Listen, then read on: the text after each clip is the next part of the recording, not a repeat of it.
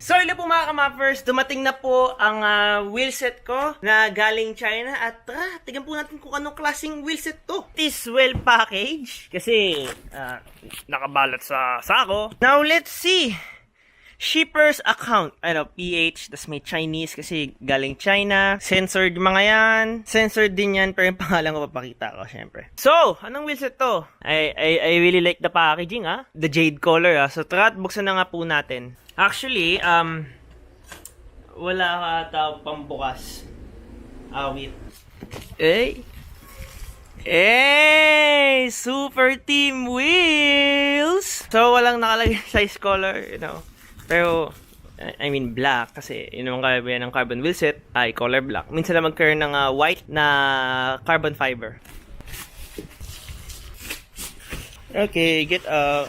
Yan sa mga kamappers. As you can see, Super Team wheelset. So, ang pinakauna mga kamappers, initial, looks good naman yung packaging. Wala naman siyang damage, pero kaya may butas to para sa axle. Dahil wala siya damage, dahil ang ganda ng pagkakabalot nila sa straw na bag na to. So, thank you. At ano din yan, tawag doon, presentation wise. Okay naman, I like the box. So, kung gusto niyo bumili ng fixed gear, mountain bike, or road bike na wheelset, punta ka lang sa superteambikes.com. So, ito, I don't know, di man ako nag-Chinese. So, tayo mga kamappers, start here and make a difference.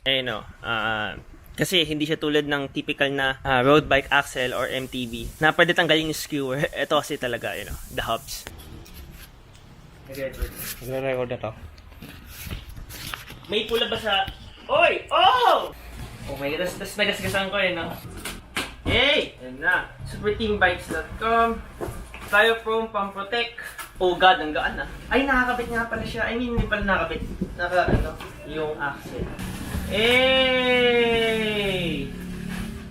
Solid! Ganda. So, ito yung rear wheel. Bagong model na pala to ng Novatec kasi iba na yung butas. Iba na yung size ng butas. Ito yung super wheels na tawag dito, na decals. Holographic. Tingnan natin. Spin check. Hey! Solid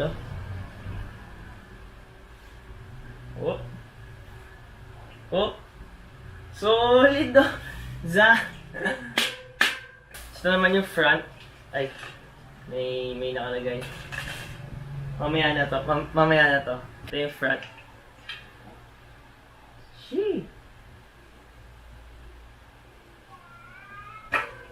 Ganda, gaan. Ay, yan ang maganda.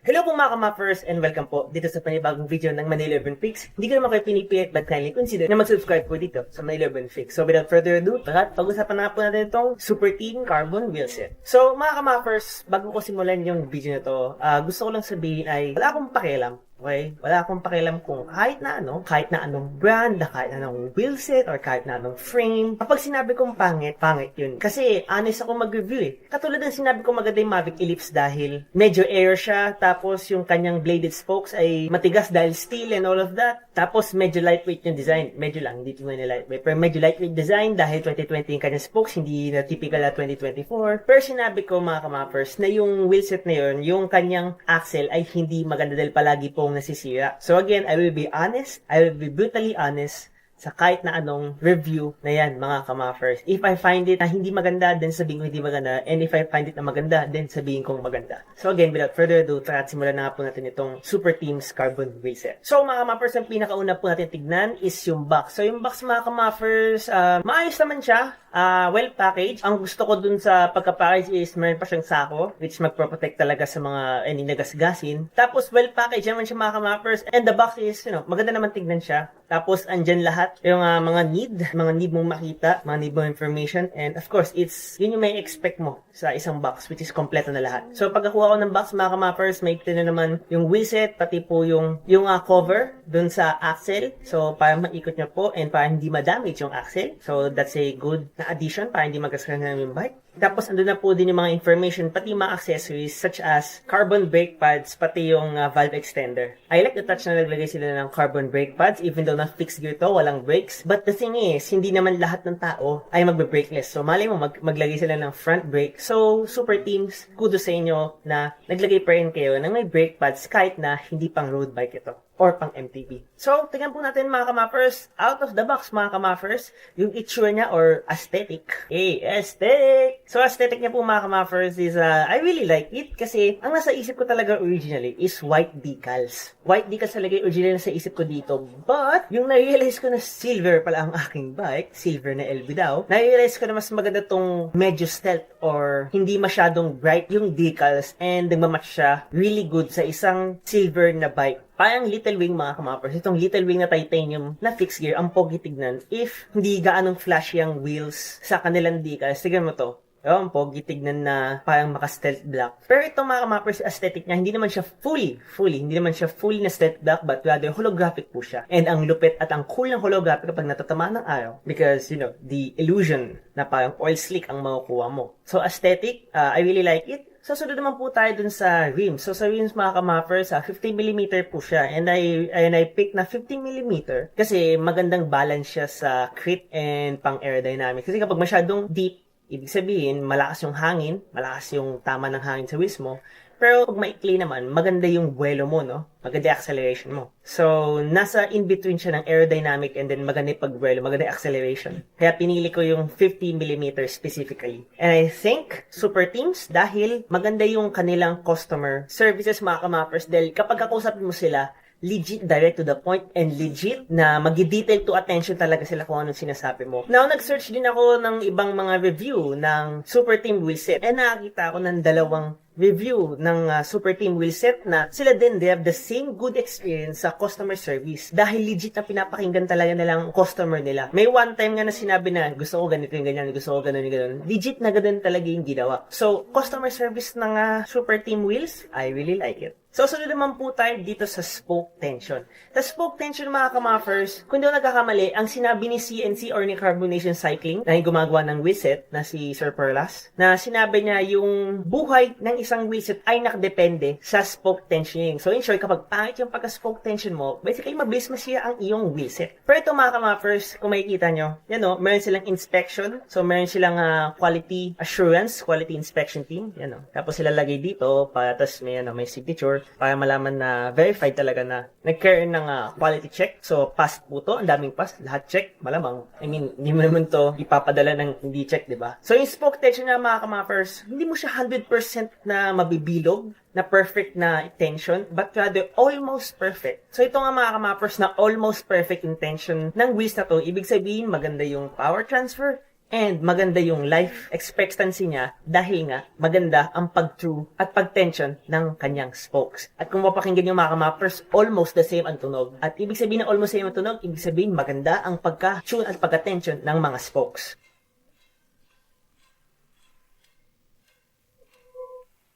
Hindi mo to makukuha sa isang normal na magpapabuild lang sa bike shop dahil ito ay ginagawa talaga ng mga professionals at ginagawa nila ito ng mga may aparato, mga may spoke tensioner, mga may computer, mga may nagda-dial. So in short, mga kamaffers, quality and premium ang spoke tension at ang pagka-build ng wheelset na ito. So guarantee na mabilis ka and again, mahaba nga ang life expectancy ng wheelset na ito. Mas durable basically. Tapos hub centering, pati axial and radial skid, mga kamaffers. Well, basically kapag nasa try-on ako, chine-check nila yung pagka, basta meron silang throwing na ganun. So, check nila kung nasa gitna ang hubs at kung tama nga ba ang pagkapantay ng rims at ng lahat ng spokes at ng hubs. At again nga, kung makikita nyo, naka-check po din lahat ito mga ka-muffers. So again, mas mabilis, mas solid, and of course, mas mahaba ang life expectancy. So napag-usapan na natin yung rims, so doon naman po tayo sa spokes.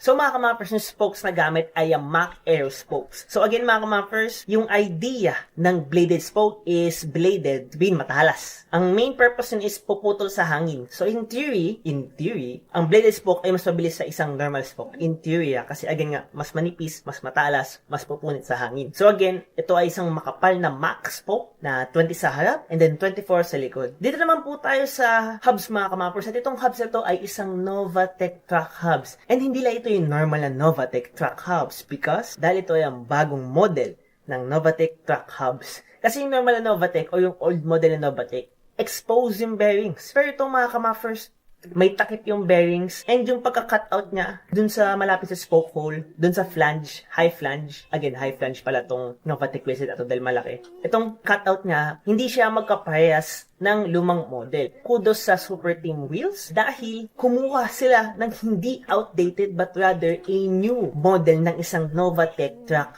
hubs. And hindi lang yun madalas na Novatec track hubs na carbon wheelset hindi dual-sided, but rather pwede fixed gear na cogs and lock ring, tapos sa kabila, free. Pero ito, fix and fix. So, solid mga ka-muffers, dahil you could put 2 na cogs and lock ring on each side. Hindi tulad ng again the normal, isa lang ang pwede, dahil free ang other side. So again mga ka-muffers, I want to give the kudos sa Super Team Wheelset dahil new model ang nakuha nilang Novatec na model. So mga ka-muffers, pag-usapan na nga po natin yung cons o yung downside ng wheelset ito mga ka-muffers. Una is, it's a carbon. Hindi siya kasing tibay ng isang aloe wheelset. Don't get me wrong, matibay ang carbon wheelset. Matibay ang carbon wheelset. Pero kapag bardagulan, if we're going to talk about durability, mas matibay pa rin ang isang alloy na wheelset. And mas matibay pa rin ang isang alloy wheelset na mas maraming spokes. So 36 spokes, 32 spokes. Ito kasi for racing, 24 spokes. And again, mas kinukuha natin dito performance, lightweight, kaysa sa durability, itong carbon na to. Kaya, kung gusto nyo ng durability, edi mag-alo kayo.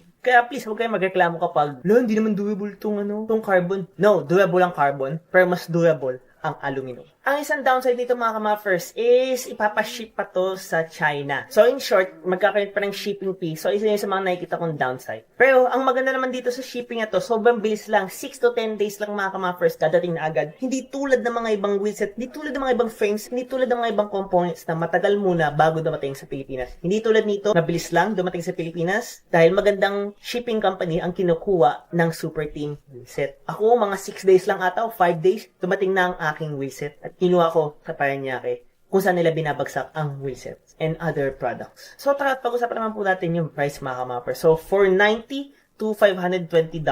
So, in short, mga 30,000 pesos. Bakit naging 30,000 pesos na dapat mga 25,000 pesos? Ang taas po ng inflation ng dollars. So, in short, mga ka-muffers, medyo mapapamahal muna tayo ngayon dahil, again, tumataas po ang US dollars. Pero kapag mga normal times na hindi mataas ang dollar, for sure, hindi siya tataas ng sobra-sobra. Baka mga 25,000 lang po mga.